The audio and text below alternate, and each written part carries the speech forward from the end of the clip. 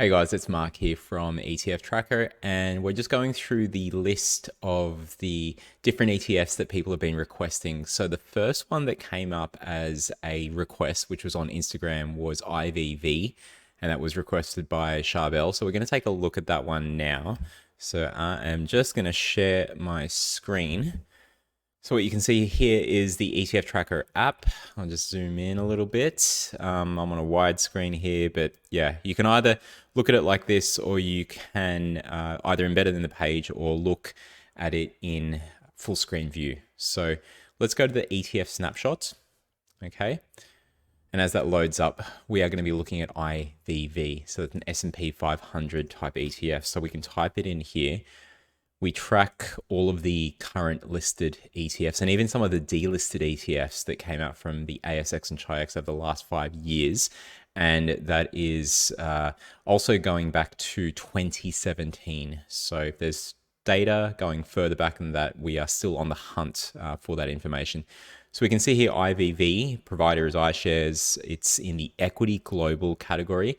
That is defined by the ASX and Chi-X. It is benchmarked to the S&P 500, has 513 holdings. So let's take a look at the holdings first before we look at what else is on the page.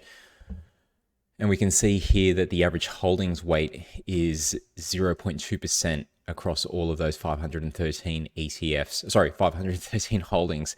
The biggest is Apple. $300 million worth of Apple. That takes up 6.1% of that ETF. The top 10 holdings, we've got a factor that tracks what that top 10 is. It's 28%.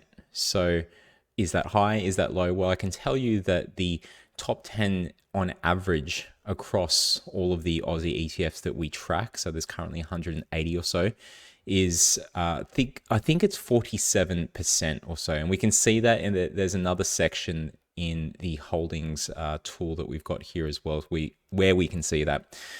Muttering my words. Anyway, so we can see here IVV, the different details about the holdings. You can even scroll down to see some of the more lower level holdings. And this is all the S&P 500 type companies, plus a little bit more. If we go back. Okay, so let's take a look at the metrics for this. It's returned 90.4% after we add up all of the different 1 month return data sets that we get from the ASX and Chi-X. So adding all of those individual ones up, the latest was 4.5% for the month of August. And this is total return. So it's not just looking at the price, it's actually taking in price and imagining that dividends are reinvested. So it gives you that total return kind of profile. And that's often a really good way to look at the value of an ETF. So that's that. It did have some outflows for the month of August, and its total FUM is 5 billion. So the total market up until this period of time when we had August data is 125 billion. And this is 5 billion of that. So it's quite a large ETF. Equity that are global equities are the ones that take up the most amount of FUM, funds under management, that we see in the ASX and Chi-X as well. Transactions wise, we can see here that it had 12,000 trades, and that's been ticking up. Had a really big spike. Guess what? It was in March last year, and that's when a lot of investors came to the market and were buying IVV, or they might have bought IVV indirectly through other ETFs that actually have IVV as a part of it. And its latest transaction value was 290 million. So just going back to these ones here, you can click on the tiles to expand. So net inflows and things related to size. It's not just net inflows, which we can see here on the left-hand side, but it's also funds under management. And we can see how that has projected and grown over time. And we've got data for 56 months. Next month, it'll be 57. Okay. And then if we take a look at transactions, there's 3 areas there for transactions. So there's the trades. There's also the transaction volume, which has actually been pretty steady at just under 500,000. 500,000 each month. And transaction value, so 290 million is what it was in the latest month there. Okay. And if we go back, now let's look at tradability. And tradability is important because you need to always understand what's the liquidity and what's the spread like for these ETFs. So this has got a very low spread at 0.02%. And that is low because the industry average is, I think, 0.12 across all of the different ETFs that are out there. It's either 0.12 or 0.21, flippy flip, but 5.8% liquidity. And let's take a look at not just what they are like now, and you can see bid-ask spread here, but let's take a look historically also with monthly liquidity.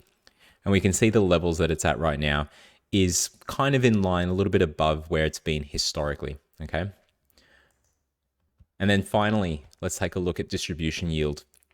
And this is what typically referred to as dividend or distribution in the world of ETFs. What we can see here is that the latest is just on 1.08%. It's been trending down, so it might be worth looking at this one. It still does give that distribution, but it's just been a little bit lower over the last couple of months. Okay, that's not to say that it's not one that you shouldn't have. It depends on what it is that you're looking for out of that ETF, but definitely take a look at that.